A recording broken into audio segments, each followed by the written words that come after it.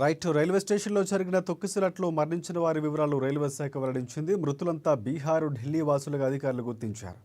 పేర్లతో సహా మృతుల వివరాలు వెల్లడించారు.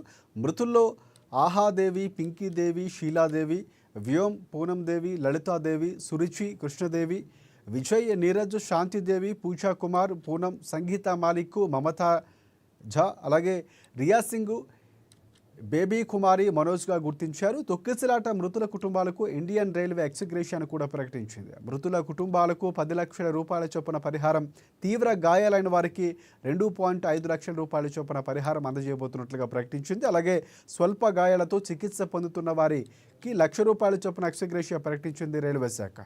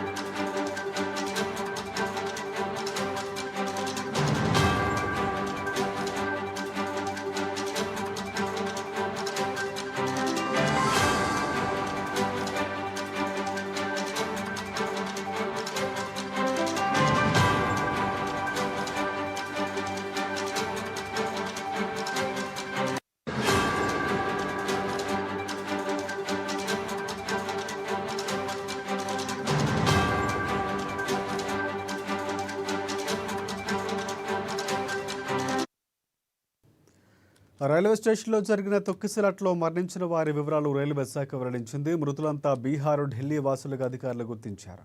పేర్లతో సహా మృతుల వివరాలు వెల్లడించారు.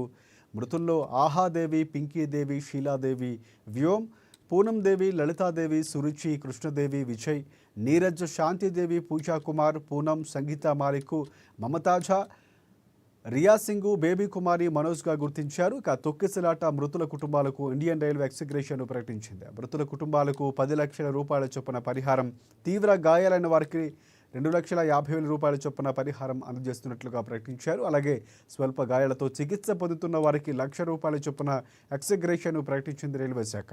ఇప్పటికే రైల్వే శాఖపై పూర్తిగా విమర్శలు వెల్లువెత్తుతున్నాయి.